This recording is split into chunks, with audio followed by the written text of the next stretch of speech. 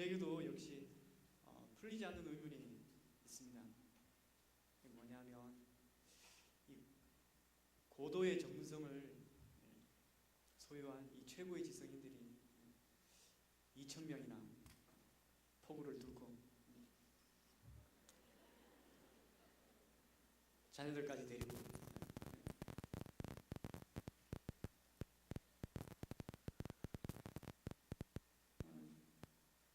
이렇게 모여서는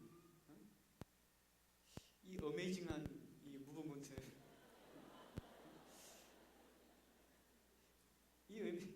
이 미스테리한 에너지의 아이덴티티가 도대체 뭐가 어렵습니까? 그게 뭔가 저도 이해할 길이 없습니다. 그런데 많은 선생님들이 그렇게 이야기를 하는 걸 들었습니다. 그 힘은 뭔가? 그렇게 흡인력 있는, 그렇게 우리를 끌어당긴 그 힘은 도대체 뭔가? 그것은 바로 주제 강의 3에 대한 기대입니다.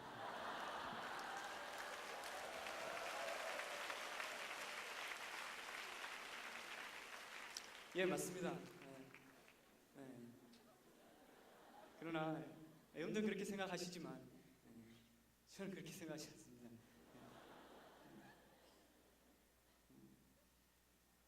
제가 이 강의 요청을 받았을 때 제 속에 드는 솔직한 목소리는 뭐였냐면 이런 거였습니다. 내 주제 늦게 무슨 주제 강의냐.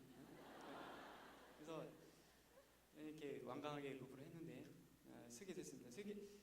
수락하게 된 것은 바로 하나의 이유 때문이었습니다. 그건 뭐냐면 오늘 제 강의 제목이 팜플렛에는 잘못 좀 나와 있는데 원래는 교직 사회의 새로운 희망, 종교사 운동이었습니다.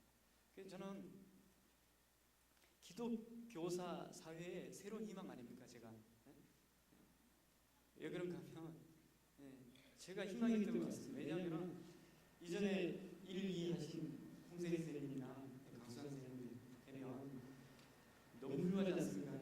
범접할 수 없는 그렇게 느껴지지만 저야 저 같은 사람이 여기에 쓴다는 것이 그러면 이렇게 쓴다는 사실은 누구나 다 여기를 쓸 수 있다는 그런 희망을 던져주지 않습니까? 그래서 그런 의미에서 참 제가 쓰는 것이 맞다고 생각이 돼서 그렇습니다.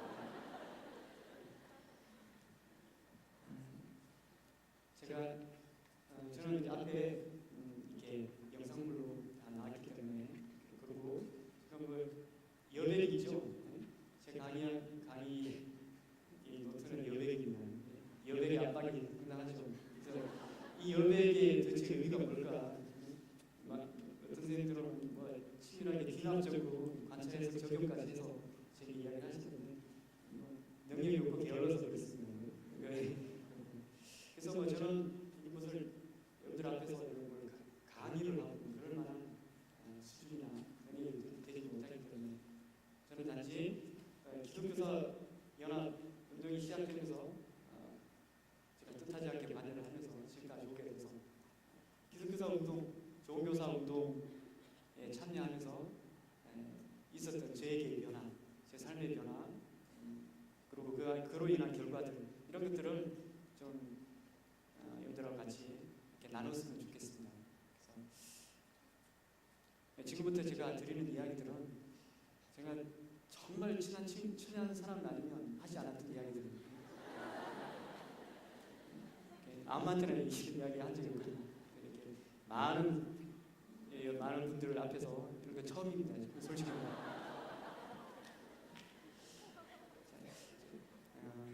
강의를 시작하기 전에 출석 안 불러볼까요?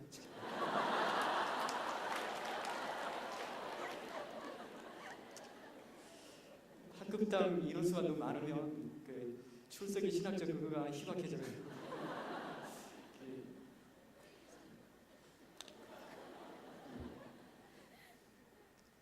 저는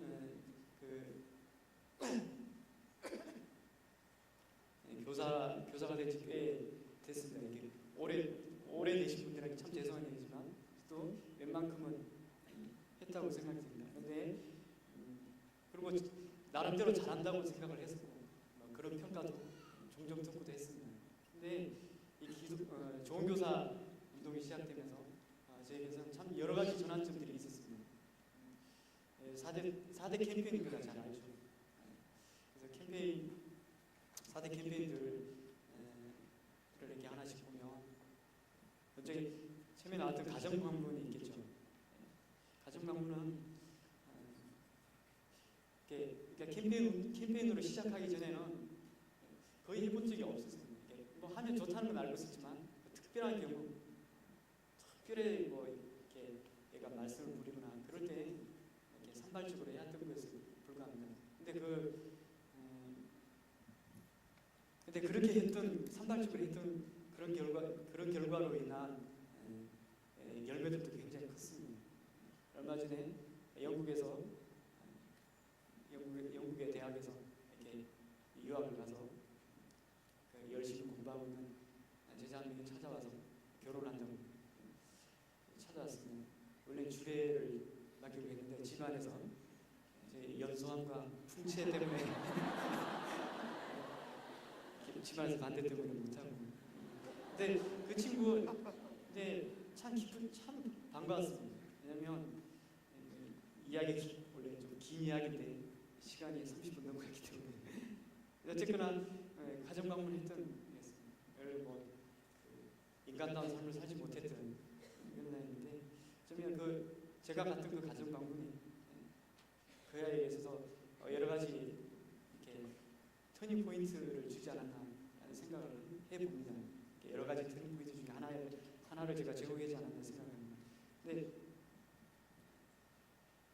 근데 이제 이렇게 공식적으로 우리가 캠페인이 시작되면서 이게 리더를 하고 대표를 하는 게 참 중요한 왜냐하면 안 할 수가 없거든요. 제가 안 하고 뭐 하자 그러면 참 되게 안 되지 않습니까?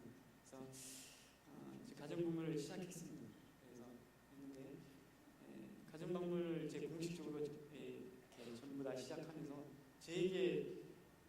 저같이 게으른 사람에게는 너무나 큰 유익이었습니다. 왜냐하면 상담 10번 100번 하는 것보다 가정방문 한번 가는 게 훨씬 낫다는 상담 100번 하려고 그러거든요.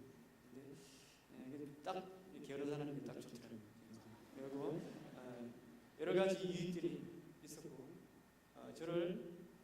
부족한 저를 굉장히 높여주는 느꼈습니다. 그리고 여러 이제 학부모님들이나 아이들의 마음을 얻는데 상당한 이렇게 기여를 했으면 하겠습니다. 학교에서는 보지 못하는 아이들의 그런 이면들이나 지나왔던 과거들이나 가정 형편들 이것들을 참 이렇게 생생하게 볼 수 있었는데 또 김도훈이라는 실명을 그러는 한 녀석이 있습니다. 한 녀석은 저는 가정방문 아까 정철모 선생님은 아이들 데리고 또 이렇게 체계적으로 잘 하시는데 저는 뭐 체계가 없기 때문에 저는 가정방문을 한다고만 하지 언제 간다, 몇 시에 간다 이런 이야기를 안 합니다. 그 애들도 데려가지 않습니다. 애들이 야간 강제 타율학습하고 있기 때문에 그래서 저는 이제 언제부터 가정 간다고 하고 통신문을 드려드립니다. 대신에 언제 간다는 소리는 안 드려요. 여러 가지 이유가 있는데 첫째는 부모님들이 부담스러워하실 거예요. 그리고 더 큰 중요한 문제는 언제 간다고 하면 집안이 이렇게 흔적이 없이 이렇게 그동안 살았던 삶의 흔적이 다 쉬웠습니다. 그렇고 기다리고 있기 때문에 그 흔적들을 많이 놓치기 때문에 그래서 급습을 합니다. 급습. 바로 문 앞에서 왔다고 전화합니다. 이 친구는 이제 제가 제일 가면서 가정방문 문 열고 들어가서 인사를 하고 제가 기도를 하고 인사를 하고 제일 먼저 하는 일이 뭔가 하면 아이의 방을 열면 들어가면 그 집안의 내력이나 집안의 그 문화들이나 그 인생관, 세계관들이 곳곳에 묻어져 있습니다. 방치된 채로. 이게 특히 어머님들은 참 곤란해하시죠. 그럴 때는 막 몸둘 바를 몰라 하시는데 재밌기도 하고. 아이들 방을 문을 열어서 보죠. 근데 이게 노하우가 사니까 이 연륜이 쌓이니까 문만 탁 열어보면 아, 이 아이가 어떻게 보고 학교에서는 아니 집에서는 어떻게 생활하며 공부를 어떻게 하며 무슨 생각을 하며 이런 것들이 한눈에 들어옵니다. 그러니까 그래서 들어가면 하는 게 이제 책상 뒤지는 서랍 뒤지고 그리고 침대 밑이나 아니면 벽에 붙은 인성교육이 지장되는 벽에 붙은 것들을 제가 근데 서랍을 열었는데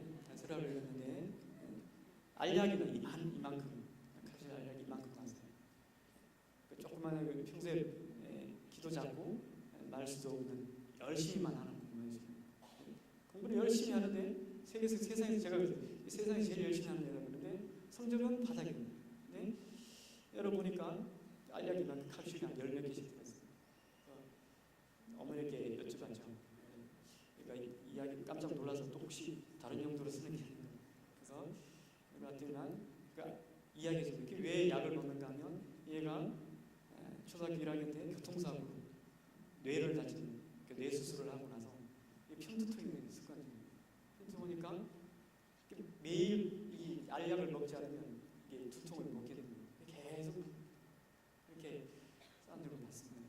그래서 그 아이의 얼굴에 왜 이렇게 그늘이 있는지 아버지도 돌아가시고 그리고 왜 그 인상이 형상이 찡그려져 있는지 그리고 왜 공부하는데 이렇게 성적이 안 오르는지 비밀을 알 것만 같았습니다. 그래서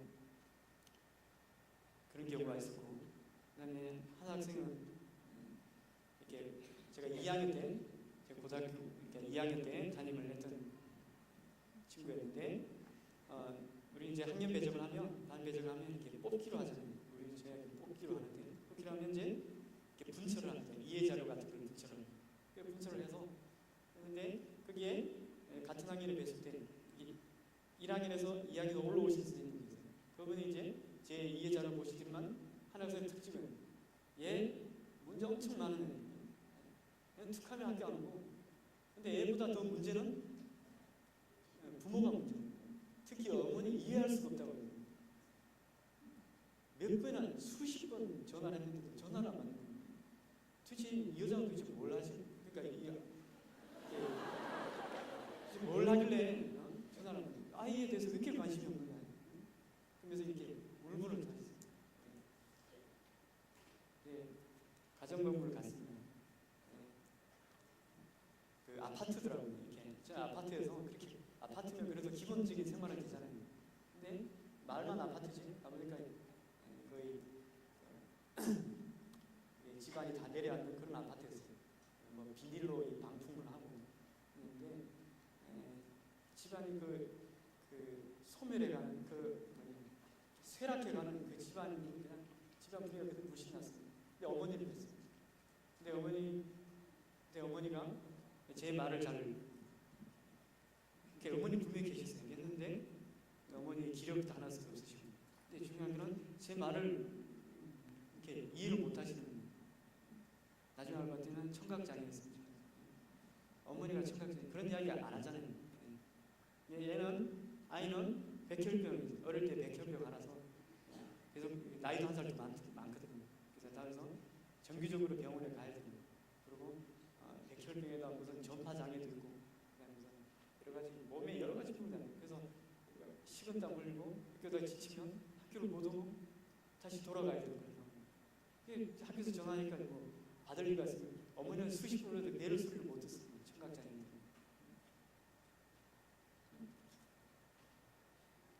같이 손잡고 기도를 하는데 저는 이렇게 마칠 때 기도를 하거든요. 그러니까 끝나고 나면 같이 기도를 하는데 참 눈물이 얼마나 나는지 모르겠어요. 그래서 이 아이에게 그래서 삶에 대한 그 여러 가지 짓눌러온 것들, 정서적으로 영적으로 짓눌러온 것들 말할 수 없는 큰 무게였어요.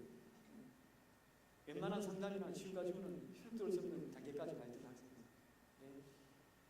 그래도 복음의 힘이라기 그래서 계속적으로 이 복음을 거부하고 했지만 그건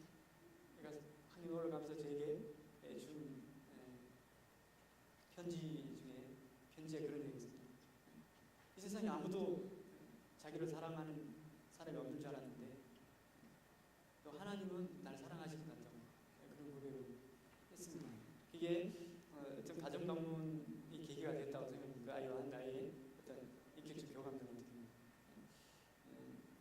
뭐 이게 지금 짧은 이야기인데 이 속에는 정말 한편에 영화를 찍을 만한 사연들이 있는데 그리고 한 녀석은 까불이어서 조그만한데 그런 애 있죠 반에 까불까불 철렁철렁 그래서 너 고등학생이 나는 고등학생을 키우고 싶다. 초등학생 나는 명예가 아니라 초등학생 못 키우고 고등학생을 좀 키우고 싶은데 그냥 너무 철이 없고 그래요. 얘는 귀여운데 철이 없고 근데 얘 반을 봤더니만 놀라운 그런 게 있어요. 얘는 가정만 가니까 얘는 자기가 이불을 다 개고 빨래 자기가 하고 어머니가 한 번도 일어나라고 한 번 주거든요. 자기가 시계 맞춰놓고 자기가 발딱 일어나고 자기가 가린다. 방 정리를 얼마나 잘하는지. 그래서 아예 새로운 면을 봤어요. 얘가 참 겉으로 까불까불 그러지만 속이 참 자기 그런 능력들이나 그런 기반들은 아주 잘 돼 있는. 그러자 좀 이렇게 어려움이 겪는 아이들한테는 집에 갔다가 책상에다 제가 편지로 써놓고 옵니다. 편지로 이렇게 써놓고 오는데 그게 그렇게 좋은가 봐요. 하면 맨날 지각하고 그런 녀석이었는데 학습적으로 학습 지진화에 속하는 그런 녀석이었는데 그에 대한 격려의 말들이나 이런 말들을 제가 적어놓고 그러니까 얼마나 좋아하시나요. 그리고 부모님들 중에는 담임선생님이 와서 그러니까 희한하게 제가 가정방문 가니까 놀라는 게 세상에 이런 선생님이거든요. 그러니까 요즘 세상에 가정방문 온 선생님이 도대체 어디냐고. 그래서 그리고 어떤 어머님들은 담임선생님 와서 자기 반 담임선생님이 우리 집에 와서 안 믿는 집안이거든요. 믿지 않는 집은 불교 집에 와서 기도를 해주고 갔다고 기도해주고 그걸 말은 동네방네 자랑하고 그냥 다른 사람 통해서 들어 다른 사람 그렇게 막 그래서 근데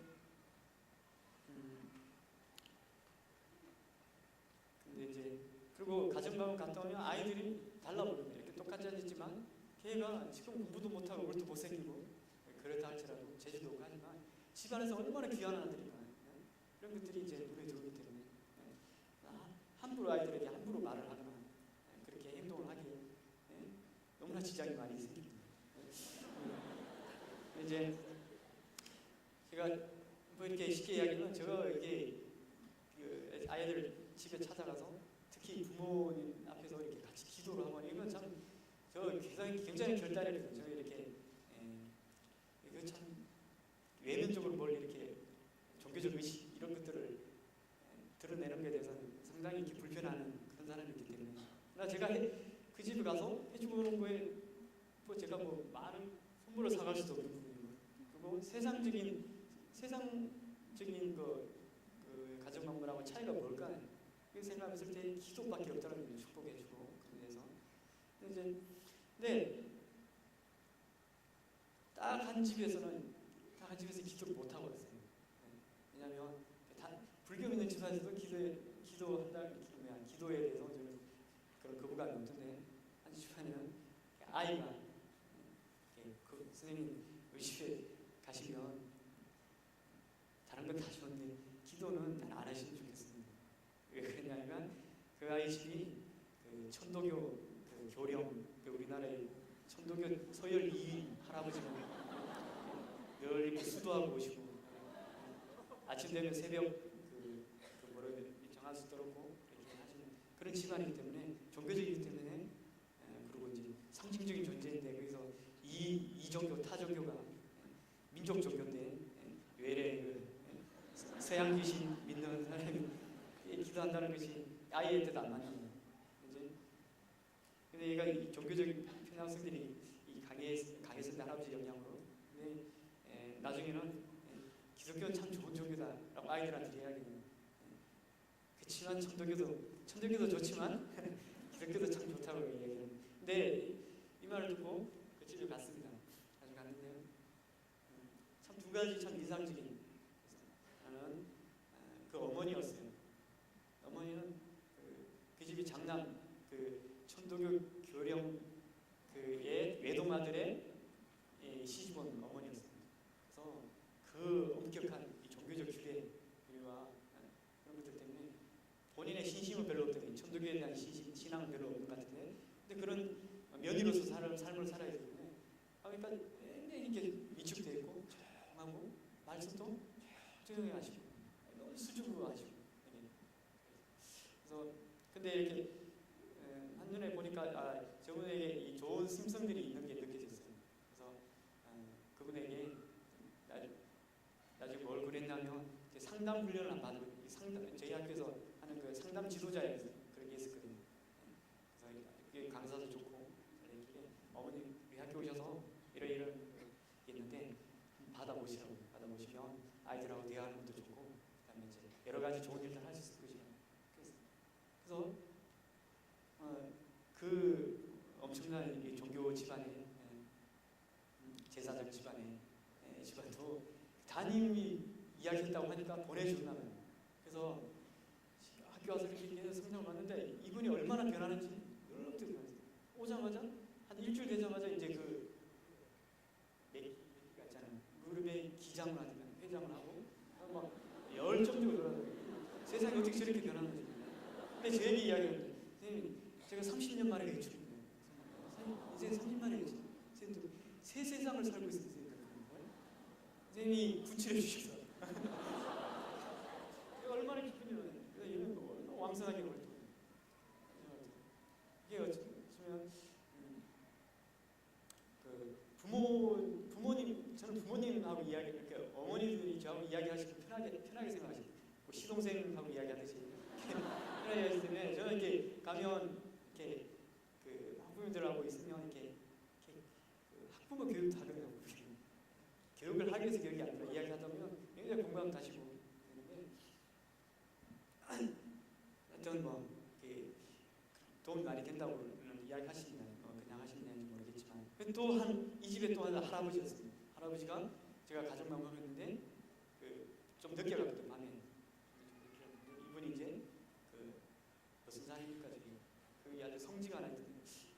거기서 이제 수련회를 인도하시고 집회를 인도하시고 오셨어요. 그런데 그 한눈에 범상한 인물이 아니거든요. 눈에 그 불빛이 형형한 눈빛, 말로만 듣던 형형한 눈빛 한 번도 본 적이 없었는데 그 사람 눈에는, 그 할아버지 눈에는 형형한 눈빛이 나요. 근데 저를 그러니까 담임선생님이라고 이야기하니까 이분이 저한테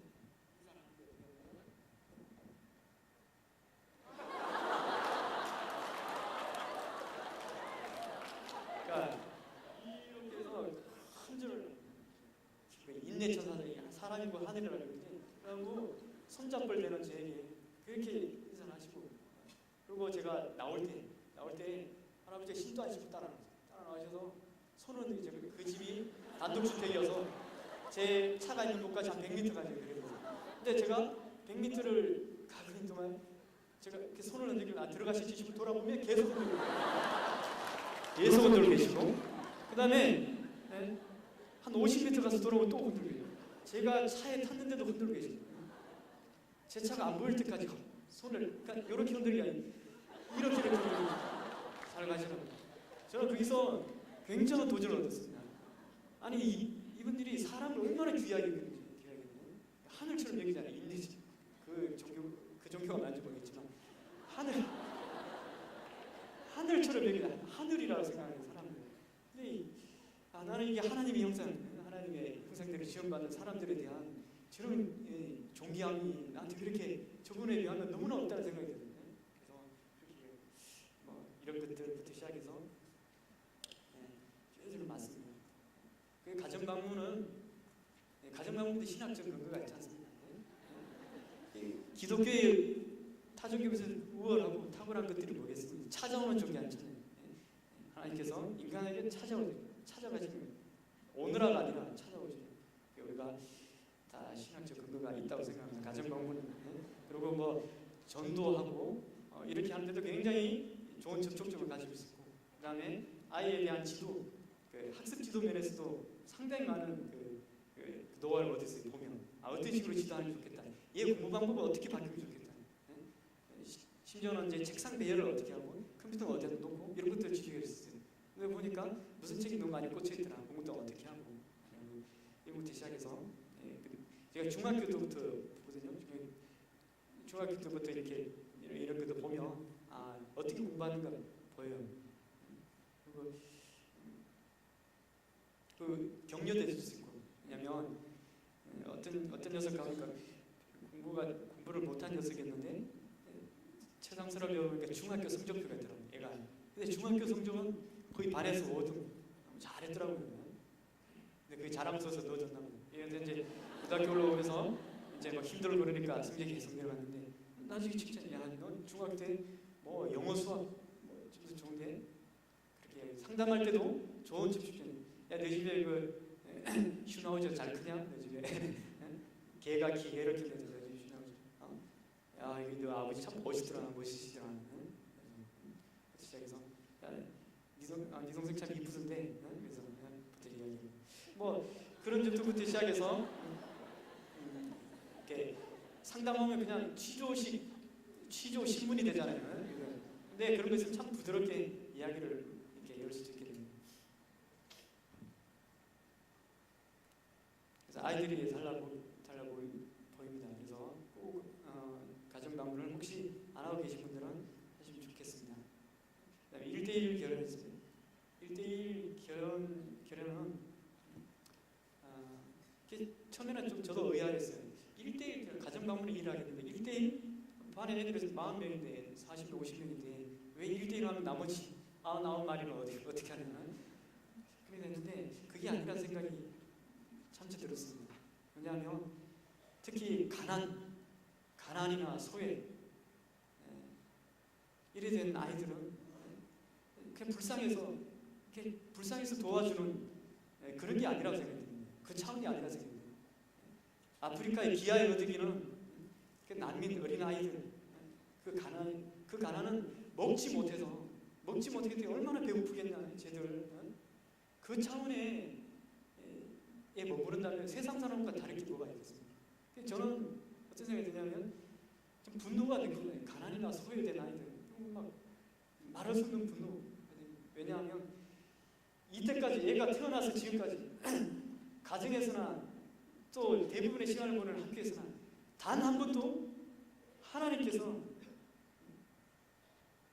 죽기까지 사랑하시고 창조하시고 죽기까지 사랑하신 그 인간의 존엄함, 인간의 그 존엄성이 한 번도 인정되지 못하고 한 번도 발휘되지 못한 그 상황들, 그런 아이들이 곳곳에 있더라고요. 학교 와서 선생님한테 한 번도 따뜻한 말 못 들어보고 나요.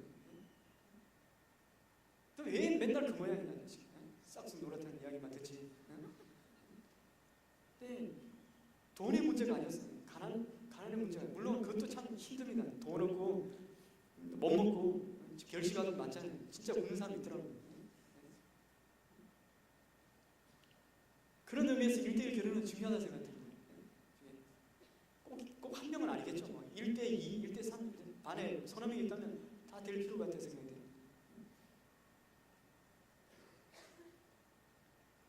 제가 사실 여기 설 수 없는 참 부끄러운 것들이 많습니다. 제 가장 큰 부끄러움이 하나 있습니다. 왜냐하면 제 10년 차의 실패기거든요. 제 10년 차 때 실패기. 왜냐하면 제가 9년 차까지는 정말 9년 차에 정말 잘 나갔거든요. 학부모들이 떼거지로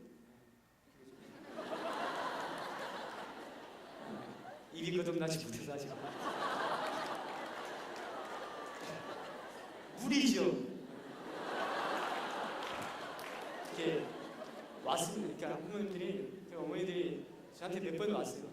와서 제가 2학년 때였으니까, 그러니까 몇 번이 와서 처음에는 저 농담을 한 줄 알았어요. 왜냐하면 뭐라고 이야기하시냐면 우리 애들 제발 3학년 때도 사님 좀 얘들 좀 데려오더라. 우리 제발 그런 소리 들어본 적이 있어요. 우리 애들 제발 학년 좀 데려가야 돼요. 얘 꼭 좀 데려가요. 그때 그런 방법이었나요? 그런 이야기 한두 번 아니죠. 몇 번 와서 이야기를 하는 거예요.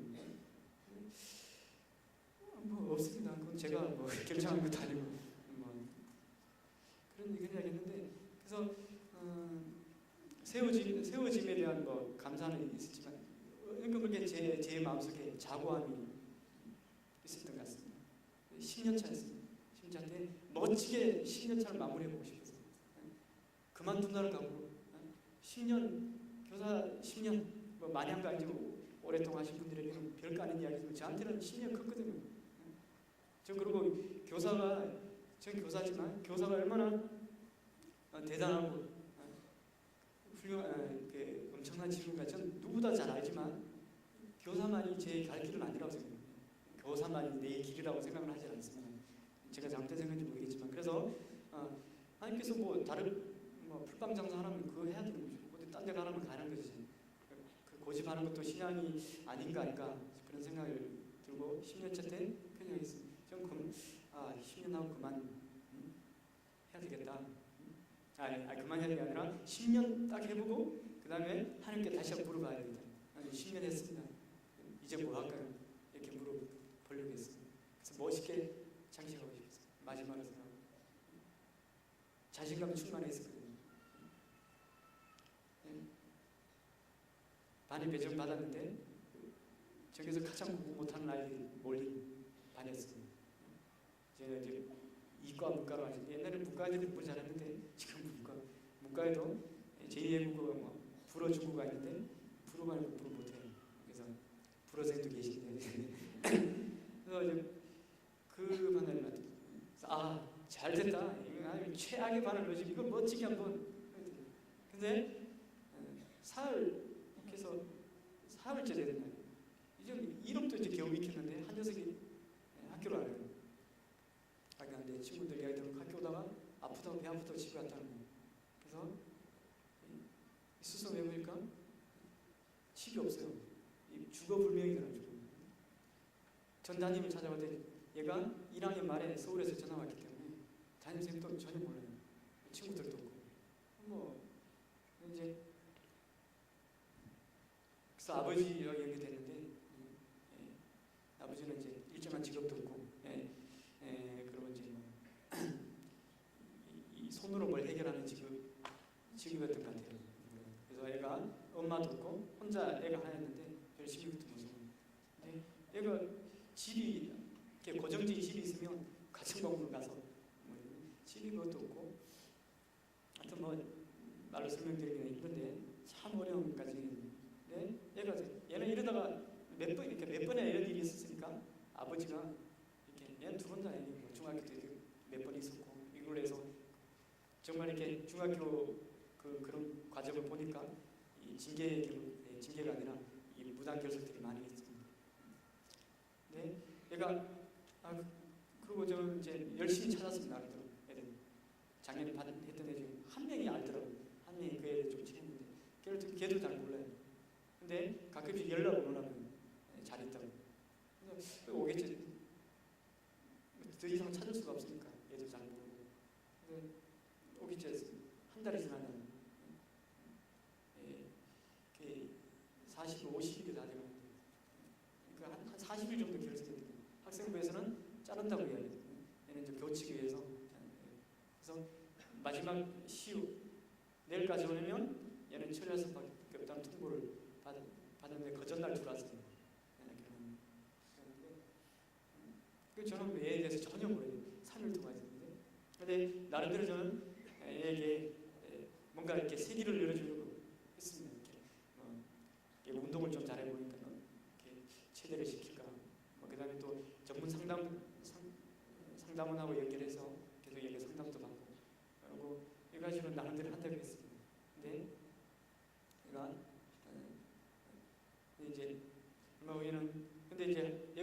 학교 왔는데 학교에서는 이제 교칙을 어겼으니까 또 징계를 또 줘야 된다고 합니다.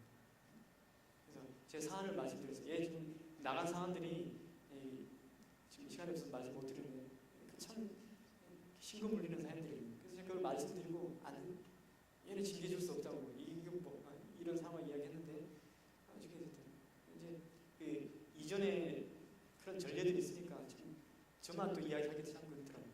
그래서 이제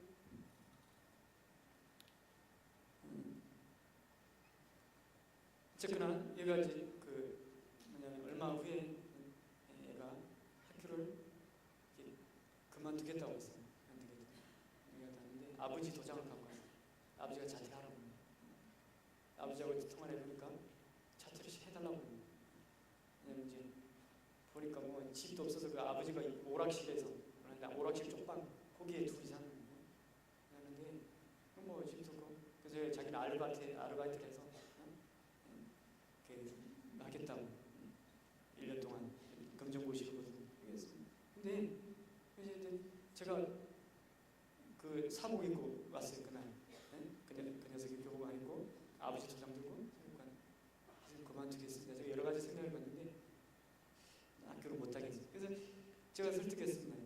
이해를 길도 있고 장학금도 당기면 되고. 그래서 제가 딱 했습니다. 네가 불편하지 않다면 네가 우리 집에 오너라. 제가 전에 아내 한 명 데리고 있었거든요. 그런 경험도 있으니까 우리 집에 와서 같이 이양호를 갈 때까지 우리 집에 그렇게 하겠습니다. 근데 멋있죠? 네. 근데 제 생각은 얘가 이해하면 데리고 갈 생각이 있었지만 얘가 진짜 이해하면 어떡하냐? 막 집안에 여러 가지 저도 집안에 어렵거든요. 이런 것도 생각하면서 근데 얘가 고개를 쳤습니다. 말씀 고맙지만 하겠더라고요. 그러면서 제가 연민은 있었지만 불쌍했었지만 그날 처리를 해봤어요. 그게 그때는 몰랐는데 지금 나중에 와서 생각해 보니까 이게 그냥 내 10년 경력에 10년 마지막 멋지게 장식하는데 장애인들 부단결성에 정확하게 또 여러 가지지만 그렇게 생각해요. 그래서 그냥 해줘서 하루 만에 해줬더라고요. 하루 만에. 근데 잊고 넘어갔어요. 그래서 근데 뭐 인간적으로 할 건 다 했고 배를 도덕적으로 크면서 하루 만에 아버지도 동의했는데다. 근데 상담실에서 이 학교 반드시 다니게 하는 것이 꼭 얘에게 좋은 것은 아니다라고 또 이 판정을 받는 거예요. 자제적 우군을 얻었습니다. 나중에 와서 근데 걔가 사라지고 나니까 얼마나 멋지게 올렸어요. 얼마나 멋있겠는지 뭐 단합도 잘 되고 근데 이제 해가지고 해서 아이들과 호흡도 잘 맞고 아이들이 저를 거의 무상화시하고 잘했습니다. 그런데요 방학을 얼마 안 놨죠. 12월 중순이었어요. 아무튼 얼마 안 됐는데 우리 반에 9명이 이 흡연으로 걸려들어요. 그것도 학생부장선생님이 직접. 근데 놀랍게도 9명 중에 제 학교는 반장이 5명에서 한 반이에요. 이렇게 환경반장, 정보반장 이렇게 해서 다니는데 5명의 반장 중 4명이 그 속에 있어요. 평소에 착하고 맑고 그런 애들도 걸려들었어요.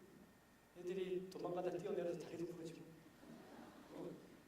이 엄청난 기록이 개교율이 최다 한 반에서 최다 이 막판에 잘했던 막판에 5점이라 생각해요. 이게 참 부끄럽기도 하고 내가 기독교사인데 이게 참 기독교사의 반에 어떻게 이런 문제가 있나 자책도 되고 부끄럽기도 하고 제가 근데 그 다음 해에 1대1 결연 캠페인이 시작됐어요. 그래서 제가 이거였구나. 제가 얼마나 회개했는지 모르겠어요. 아이들한테 용서를 빌었어요. 내가 잘못한 것이다. 내가 버린 거다. 내가 이걸 좀 일찍 시작됐으면 제가 이 1등 운동이 양육 만약 그런 애가 있다면 당장 얘는 1대1이죠. 네, 1대1. 그래서 끝까지 책임지고 했을 텐데 참 아쉽습니다. 말씀 부른 애가 내 그 학급 운영한테 5점이 아니라 그 아이를 그렇게 생각했던 게 내 5점이었어요. 실제로 그런 5점. 부끄러운 일이었어요. 그래서 지금도 기도하고 있습니다.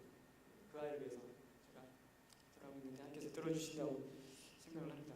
지금 참 부끄러웠어요. 제 교사 생활에서 가장 부끄러운 일, 제 손으로 처음으로 잘라줍니다. 제 손으로.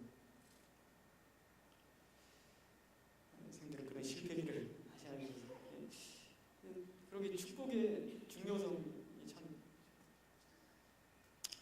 저희 그 몇 해 전에 저희 반에 그 의학계 주복 쓰는 그 서클이 있었어요. 그래서 이름이 참 희한하죠. 그 아이러니합니다. 그 조직의 이름이 해븐이에요. 해븐의 마지막 짱이 저희 반이었어요. 근데 얘가 1학년 때 근데 얘가 그 조직인 줄 몰랐어요. 왜냐면 제가 학급 기도 모임하면 얘가 예수사 믿으면서 와서 선생님 저도 할래요 와서 쫄쫄하고 등질이 많은 춤도 잘 추고 어디 소풍 가면 막 이게 뭐 그냥 신문 기사에서 고교생 폭력 조직의 짱 하면 뭐 무슨 대단한 그런 것 같지만 지극히 여린 아이고 그리고 그 아이의 자라면서 아버지 그 폭력을 보고 자랐더라고요. 아버지의 그 무지막지한 폭력 속에서 받았던 상처들이 너무나 그 큰 녀석이 찔찔 울어요. 짱이 주걱새끼 그리고 뜨거운 전하고 그리고 걔가 자기 그건데 제가 해체시키겠습니다. 제대에서 끝나게 하겠다. 그래서 정말 저하고 약속 때문에 그런 건지 걔가 이렇게 그 대해서 정말 물론 학생부 선생님들 아주 눈물겨운 또 헌신이 있긴 했지만 그래서 그 대해서 끝냈어요. 이제는 그 지하 조직도 없었어요.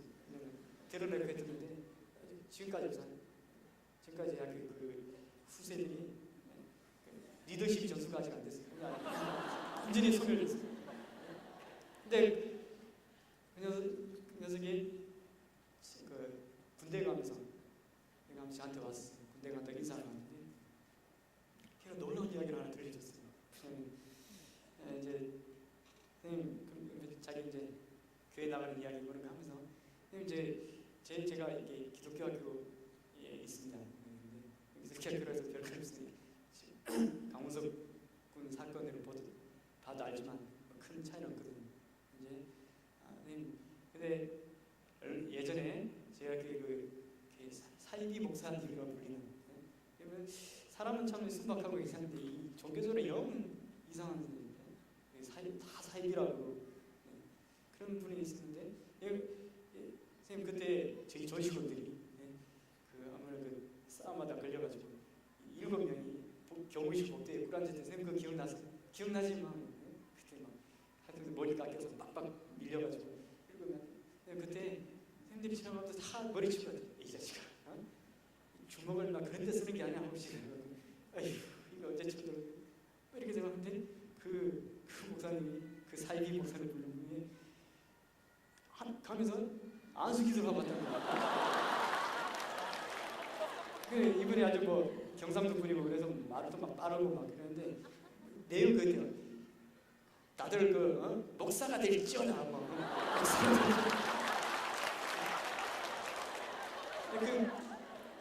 농담 그렇게 하고 왔대요. 근데 그 7명 중에 선생님 7명 중에 4명이 신학교 가고 2명이 지금 그 신학교 졸업하고 2명이 신학교 들어가고 1명이 그 가톨릭 이렇게 해주신 분들이 있더라고요. 근데 그걸 듣고 이게 걔들이 자기들끼리 그랬는데 야 우리도 공부 한번 해보자 뭐 그렇게 해서 근데 한 4명이 신학교 가더라고요. 그러면서 걔 한 말이 100% 사실이라는 참 놀라운 일이에요. 그래서 그러면서 제가 두려움과 그러니까 이거 뭐 신앙에 대해서 함부로 평가하고 아니면 그 사람의 신앙의 무게를 달아보기도 하고 그랬지만 그분은 어떻게나 하나님께서 그 아이를 축복하는 그런 것들 굉장히 좋아하시는 것 같아요. 하나님께서 막 그걸 통해서 그들을 역사해 보시는 거예요. 주먹 쓰던 애들이 개업을 하게 되는 거예요. 그래서 이 1대1에서 선생님들의 그 인격적인 교감들이 선생님들하고 이치된다면 얘들은 인생이 변하거든요. 그건 참 큰일이 아닌가 생각이 듭니다. 수요평가 또 한 녀석은 1대1인데 제 1대1을 그거 알기 전에 이렇게 운동을 하기 전에 그냥 산발적으로 했더니 얘는 그 어려운 녀석인데 제가 그때 뭘 했냐면 결혼하고 나서 혹시 모르니까 얼마씩 모아두겠어요. 혹시 뭐 어려운 일이 생기면 누구 도와주자고 그러면서 이제 모아두거든요. 그 돈 가지고 제가 집에 굉장히 어려운 일이 생겨서 경제적으로 어려운 일이 생겼을 때 걔를 불러서 그걸 줬어요. 내가 이런 얘기 들었는데 기분 나빠하지 말고 공부 열심히 하라고. 그리고 내가 학년 바뀌었을 때도 계속 장학금 연결해주고 그런 뜻이 있어요. 제 1대1 그러면 졸업할 때는 제가 이제 성경책 사서 이렇게 싸서 주고 글 적어서 주고. 근데 얘가 원래 법대 가려고 했던 녀석인데 근데 사범대를 가겠다는 사범대. 그래서 지금 사범대 이제 졸업할 때가 됐거든요. 자기 선생님 같은 선생님이 되겠다고 그런 식으로 했는데 내가 그 졸업식 날 있어요. 졸업식 날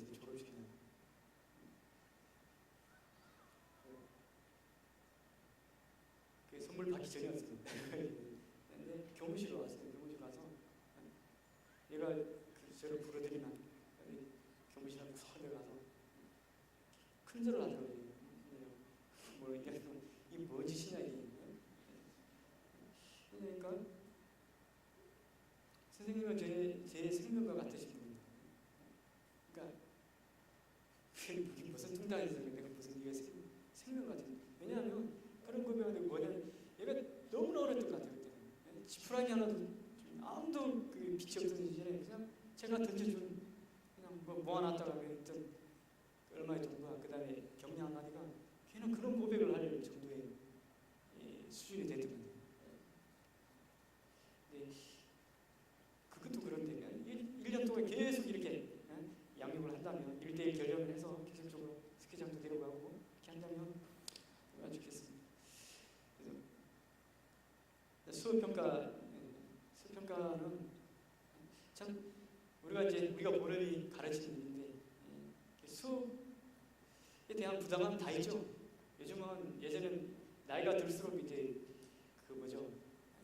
베테랑 소리 들으시죠. 이제 워낙 이제 컴퓨터도 계속 나오고 하니까 이제 처음 온 선생님들 오히려 더 수업을 잘 꾸미고 그렇게 하는 경우들이 있는 것 같아요. 그래서 수업 평가지도 받게 되는데 예전에 산발적으로 내가 정말 잘했다 싶을 때 한 번 받고 정말 못했다 싶을 때 한 번 받고 가는 2, 3년에 한 번씩 그렇게 했는데 이거 하니까 의무적으로 이렇게 하게 되더라고요. 그런데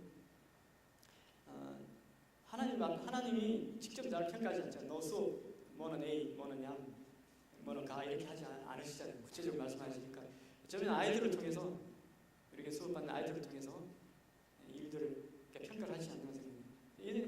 저는 이 수업 평가를 통해서 굉장히 많은 위로와 격려와 또 매서운 채찍을 받습니다. 그게 나한테 참으로 좋은 있습니다. 이게 제가 위로받았던 것들, 그다음 제가 아프게 채찍을 맞았던 아이들부터 하나님께서 주신 채찍이라는 생각이 들어요. 그리고 나에게 경구를 남겨준 아이들은 그걸 이제 제가 이렇게 늘 끼워두고 제 삶을 바로잡는 데 사용하기도 합니다. 평가는 어떤 경우 꼭 이렇게 있어야 되고 피드백 같은 것은 반드시 필요하다고 생각이 됩니다. 나중에 하나님께 썼을 때 우리의 평가들을 좀 이렇게 연습해보는 그런 경우도 있을 테고 그리고 대한 중보기도 이게 사실 제일 힘들죠. 교육에 대한 중보기도. 근데 교육의 기도하는 게 제일 쉬운 것 같은데 오히려 가정방문 1대1 수련 가는 게 더 쉽고 중보기도가 더 제일 어렵더라고요. 저희한테는. 근데 기도를 깊이 하니까요. 이렇게 되더라고요. 애들을 위해서 애들 출석 붙들고 기도를 해도 그냥 간단한 기도면 그냥 얘가 뭐 별 탈 없이 건강하게 좋은 생각 가지고 즐겁게 이런 기도밖에 없네요. 근데 깊이 들어가니까요. 그러니까 제가 우리 아이를 위해서 제가 아들이 둘이 있는데 아들 위해서 이렇게 저녁에 자기 전에 기도를 해주고 자는데 이 기도 그러니까 아이는 너무나 사랑하는 자식이거든요. 그러니까 자식처럼 생각한다면 애에 대한 기도를 깊이 하다 보면 뭐까지 하게 되냐면 그 아이의 선생님, 우리 담임선생님도 안 계신데 그 아이의 선생님 위해서 기도해야 돼요. 그 다음에 그 학교를 위해서 기도해야 돼요. 그러면 교육 현실이라든가 또 얘가 나가야 될 이 사회라든가 이게 돼서 이 세계라든가 이런 것들을 기도 안 할 수가 없어요. 깊이 기도해야 되거든요. 늘 그렇게 할 수는 없지만 이 소스를 기독교사회에서 주니 저는 참 고맙습니다. 이런 이야기를 해도 좀 조심스러운 이야기지만 얘기는 하지만 저는 교원 노조에 가입되어 있습니다. 이 때문에 고민한 분들이 많으실 것 같고 많으셨을 것 같고 그리고 제가 한 행동이 옳다고 있는 이야기 아니에요. 그런 이야기를 하는 게 아니라 제가 교원 노조에 가입하게 된 오랫동안 고민을 한 끝에 가입하게 됐는데 기독교사 단체별로 입장도 다르고 또 개인별로 다 다르지만 제가 지금 사립학교에 근무한 이상 교장 교감 선생님 세대는 한 5년이면 다 지나갈 거예요. 그러면 이 학교를 정말 운중의 날 중심 저는 주로 30, 40대가 다 몰렸거든요. 거기에 속해 있는 사람들. 이분들의 마음을 얻고 이분들은 그걸 알아야 결국 학교를 바르게 이렇게 할 수 있겠다는 생각이 들었습니다. 그래서 고민 끝에 학교를 바로 세우려면 젊고 의욕적인 교사들이 많은 노조를 품는 것이 관건이라는 생각을 저는 판단했습니다.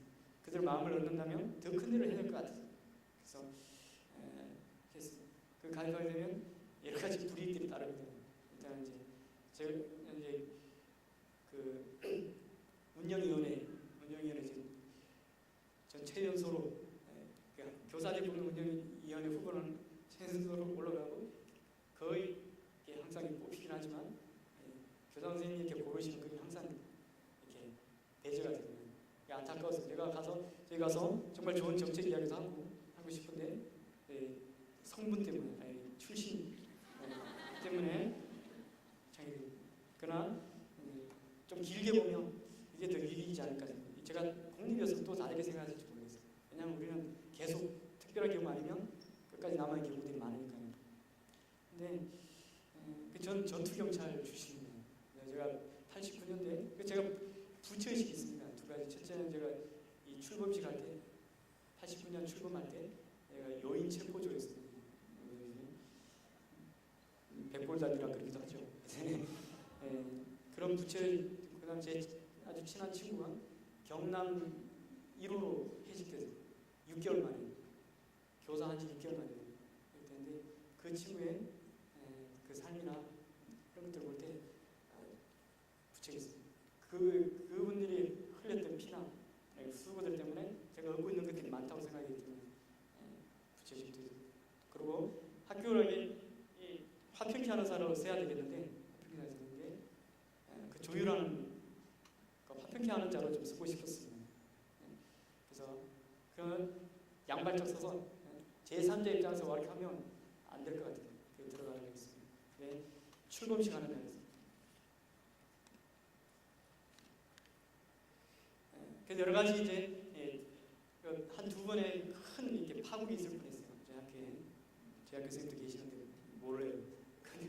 그런데 강경 노선이 막 들끓을 때 그때 제가 한 두 번 찬물을 끼얹었어요.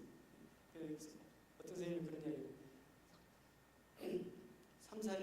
3, 4일 고민한 게 3분 만에 다 무효화됐다고. 그래서 그런 이야기를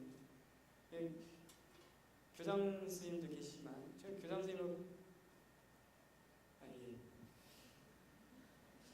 1시간 반이라고 했는데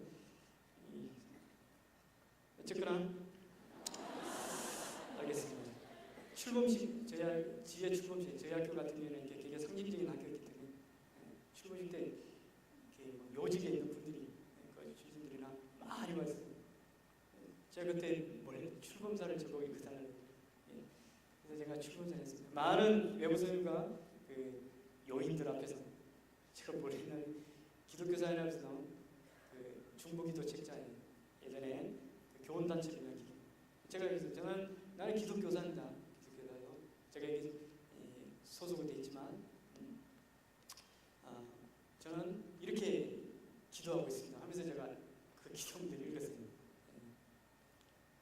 나는 노조원이기 이전에 기독교사입니다. 타락과 이성 불신주의에 빠진다면 저는 다시 진화분으로 여러분들을 쓰겠습니다. 그리고 앞으로 부럽던 걸 지켜볼 거는 잘하라고 그래 한마디 하고 근데 숙연해 됐습니다. 참 통쾌했습니다. 그래서 제가 어떻게 이 자리까지 서게 됐냐면 시간의 압박이 참 그냥 중심부는 그 자리에 있으면 늘 그 자리에 있으면 중심부로 밀려들게 되는 것 같습니다. 그래서 여러분들이 지원 모임이나 또 교사 대회나 각종 수련회 빠지지 마시고 그냥 그 자리에 있으면 저같이 별 능력도 없고 그는 가만히 있으니까 그냥 밀물처럼 들어갔습니다. 저는 수원 지역을 개척하면서 지구를 개척했습니다. 개척 몇몇 생과 같이 개척을 해서 근데 가장 귀하신 분이 어떤 분인가 모임에 가장 영향이 있는 분은 늘 그 자리에 있는 분이었습니다. 대단한 능력을 가졌는데 반짝하다가 안 나오신 분들의 영향이 없습니다. 여기 와서 뭘 얻고자 기웃거리는 분들은 다 떨어져 나갔습니다. 그분들 위해서 참 힘을 얻고 그 사람은 모임을 통해서 이익을 얻게 되고 모임은 그 사람을 통해서 힘을 얻게 되고 이 중심부로 들어왔을 때 이익들이 참 크거든요.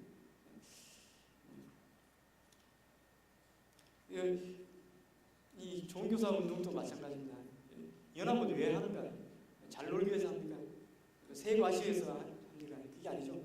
개인 차원과 단체 차원에서는 개별 단체 차원에서 할 수 없는 일들이 있어요. 이 일들을 이제 같이 논의하고 결정하고 하는 일입니다. 그런 일과 분량들을 하는 일이죠. 그리고 저는 여러 단체를 보면 참 너무 좋아요. 우리가 다르기 때문에 서로 다른 모습들을 통해서 얼마나 도전도 받고 했던 건지 모르겠습니다. 서로 부족한 점들이 연합을 통해서 이 연합은 엄청난 일이었거든요. 기독교 역사상, 한국 기독교 사상 이건 정말 한 획을 긋는 놀라운 일이었습니다. 우리의 연합은. 그래서 공고히 소수가 이끌어가는 것 같습니다. 몇몇 선생님들, 송혜 선생님, 정명훈 선생님 이런 분들이 이끌어가는 것처럼 그분들이 이런 단순한 백그라운드가 없다면 어떻게 그 일들을 하시겠습니까? 여러분들 잘 아시는 분들도 있고 잘 모르시는 분도 있지만 지금 전 매스컴이나 아니면 교육부 관계자들이나 아니면 다른 이렇게 교원 노조나 아니면 다른 뭐 교총이나 이런 데서의 우리 모임, 우리 운동에 대한 평가가 얼마나 높으며 그리고 각국의 사회단체들이 얼마나 큰 기대를 우리에게 하고 있는지 아신다면 정말 놀랄 거예요. 잘 모르시면 직접 한번 여쭤보시겠습니다.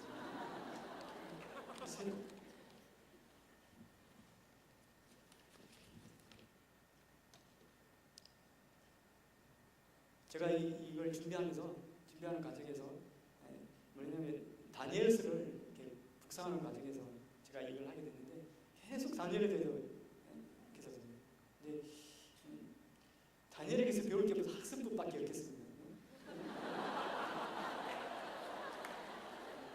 전요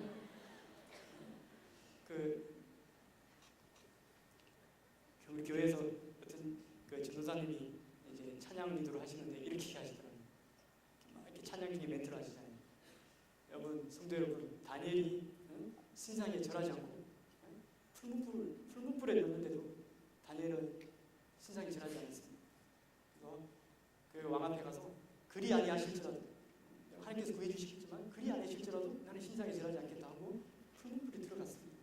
우리는 그런 신앙을 공부하는 아멘. 이상하지 않습니까? 풀문불에 다니엘은 풀문불에 들어간 적이 없잖아요. 새 친구가 들어간 거지. 근데 전 기독교사 죄송하지만 10분만 더 주십시오. 죄송합니다. 한글 줄이기 때문에 기독교사 운동, 좋은 교사 운동을 하면 전 다니엘을 통해서 계속 일들을 하께서 줬잖아요. 이 다니엘이 바벨론 유수를 하는데 이 바벨론 유수도 그 원인이 있더라고요. 그러니까 히스기야의 그 교만. 히스기야에 대한 이미지는 참 좋았습니다. 어감이 좋잖아요. 히스기야, 요셉, 다니엘, 에스더, 참 어감이 좋잖아요. 저의 제일 좋아하는 이름이 에스더입니다. 제 아내 이름이 김에스더입니다. 그 뜻도 좋습니다. 에스라. 그 불임 부부 대한 복음이 아니겠습니까? 에스라. 막달라 마리아, 아들밖에 없는 집에서는 얼마나 막달라. 하박국, 군침도지 않습니다. 모세, 수학 못하는 사람들에게 대한 그 엄청난 성공입니다. 모세도 잘 못했다고 합니다. 그러나 이게 성경에 보면 안 좋은, 이렇게 악한 사람들은 이름들이 안 좋아요. 들릴라, 무슨 은밀한 무슨 그 성적 그런 범죄들 하는 거 같아요. 들릴라, 우리의 소리가. 게하시, 발락. 앞거는 이 사람이 최고 앞겁니다. 압살롬. 참 인생이. 근데 교만이 참 이렇게 무섭다고. 다음 세대까지 미치고. 히스기야는 그 세대에는 히스기야 나중에 뭐죠? 해결했기 때문에 히스기야 때는 재앙이 안 내렸잖아요. 다음 세대가 우리 다음 세대를 책임지는데 참 두려운 말씀이 아직은. 근데 히스기야 대단하잖아요. 엄청난 사람 아닙니까? 평가를 받잖아요. 열국의 눈에 존대케 되었다고 하나님께 상기하죠. 그런데 그 히스기야의 인생의 정점이 그가 아닙니다. 우리는 병 고쳐서 15년 더 산다는 대단한 거 응답받는. 근데 굉장한 생겼는데 사실 성경을 읽어 보니까 15년 동안 한 게 두 가지 가장 큰 게 하나는 저주받은 이름이고 하나는 문하세를 낳는 이름. 압두간 왕이 되는 사람입니다. 그래서 오래 사는 게 능사는 아니라서 교직생활을 오래 하는 게 그거 아니거든요. 그래서 어쨌거나 이 다니엘은 이제 깊이 있게 공부하기 전에는 다니엘의 삶의 정점은 사자굴에 들어간 거라 생각했어요. 사자굴에 들어간 다니엘. 그래서 그건 인생의 절정이라 생각했어요. 근데 아니었어요. 이거 그러니까 결국 다니엘서는 6장 이후부터 이제 진짜예요. 제 강의가 지금 이제부터 하는 이야기인데 이제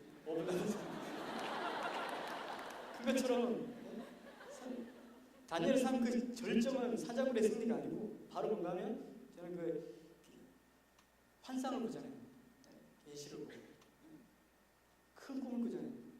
600년의 이유를 내다보고 인류의 종말과 하나님의 통치 이런 것들을 내다보잖아요. 근데 그 어떻게 받았던가, 어떻게 그게 가능했던가 지금 봤습니다. 그러니까 그 하나의 과정이 우리가 이제 기독교사로서 개인적인 치열한 삶 사는 것들은 기본이에요. 하나님께서 저는 우리 이 좋은 교사 운동에 기독교사에 보여주실 거예요. 이제 보여주실 때 됐다. 우리가 정말 겸비해서 다니엘처럼 이 불굴의 신앙을 굴하지 않는 신앙을 견제해낸다면 우리 2,000명 가능합니다. 그래서 우리 단체 이 모임에 그래서 이 차원에서 이걸 바라보면서 뭔가 환상과 꿈과 계시를 보는 차원에서 아이들을 양육을 하고 상담을 하고 이게 없다면 그냥 애들에게 그냥 덕담하는 밖에 되겠습니까? 야, 내가 의사 돼서 좋은 일 많이 해라. 이거 누구나 하잖아요. 하께서 이 기독교사들에게 지금 이 기적 같은 이런 모임에 하께서 큰 이렇게 기대를 하시는 것 같아요. 그런 게 느껴집니다. 뭔지는 잘 모르겠지만 분량만큼 다니엘은 대제국 두 군데서 총리를 하잖아요. 60년 동안 성실하게 해냈습니다. 그러니까 하나님께서 계시를 보여주시고 받을 만한 자에게 주시고, 우리가 아침에 아까 찬양 얼마나 좋았어요. 아이들은, 자녀들은 뭐합니까? 예언하고, 청년들은, 젊은이는 환상을 보고, 아비들은 꿈을 꾸는. 그게 그냥 허황된 소리입니까? 이게 관념적인 생각이 아니잖아요. 구체적이고 실질적이고 정말 전인격적인 삶의 깊숙한 것까지 그런 분들이 있어야 됩니다. 그래서 그런 차원에서 이런 앞으로 우리의 운동들도 이렇게 돼야 된다고 생각이 듭니다. 그래서 저는 그러려면 이게 다니엘의 중보기 들어갔습니다. 이게 다니엘이 계시받고 환상 보고 했던 일이 뭔가요? 개인적인 차원의 신앙에서 이제 벗어나서 뭐냐면 그 죄를 뒤집어쓰고 베어쓰고 중보기도 하는 거예요. 중보기도. 9장 멋진 장면. 중보기도의 표본입니다.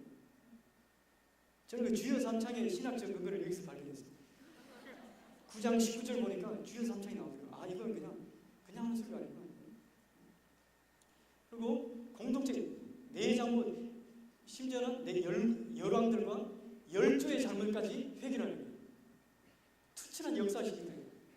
아주 탄탄한, 다른 나라 이민족의 어린 나이에 이민족이 살았는데 철저한 역사시킨 바탕으로 중보기도를 하는데, 그런 성령 받은 자들이 하는 거예요. 계시 받은 자가 그 열조잖아요. 우리 기독교사들이 그걸 했습니다. 그러니까 우리가 이런 일 하는 것은 목사님하고 그다음에 목사와 교사가 이런 일을 하는 게 아니고, 지금 개 상처 치니까 수의사 하면서 개 치료하면서 그런 건 참 느끼기 참 힘들잖아요. 가장 민감하게 들으시는 게 교사인 것 같습니다. 그래서 저는 이제 우리나라에 들어온 개신교 100주년 이 동안에 우리의 한국 교회의 잘못들을 회개해야 된다 생각합니다. 이민족의 잘못들을 회개해야 된다 생각합니다. 저는 그래서 신사참배 잘못한 것도 그러니까 우리가 회개해야 된다 생각합니다. 신사참배 잘못한 게 아니라 신사참배한 거. 그 이제 아무도 어느 교단도 한 교단 제외하고는 그게 의겁도 없잖아요. 우리가 그러니까 그런 민족의 잘못들, 과거의 잘못까지, 또 우리가 군부 독재 시절에 나팔수 역할하고 여러 가지 사회 부조리에 깊숙이 관여하고 기여했던 우리의 잘못들이 오세요. 그런 것들이 선행되고 내 잘못뿐만 아니라 나의 잘못이나 나의 흉악뿐만 아니라 그런 것들이 민족적 잘못까지, 과거의 잘못까지, 우리의 열조의 잘못까지 하나님 앞에 투철한 역사가 있어가지고 무릎 꿇는 것부터 이 운동이 그런 기반이 됐습니다.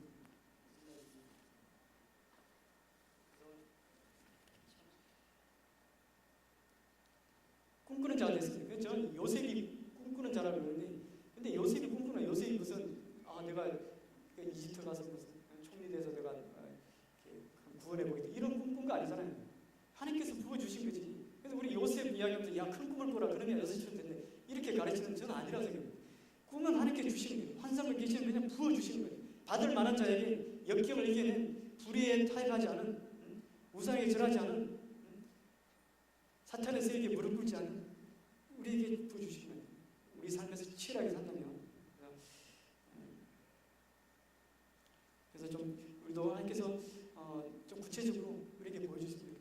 그래서 소망학기는 우리가 전국 기독교사 연합인데 정말 우리 반쪽 아닙니까?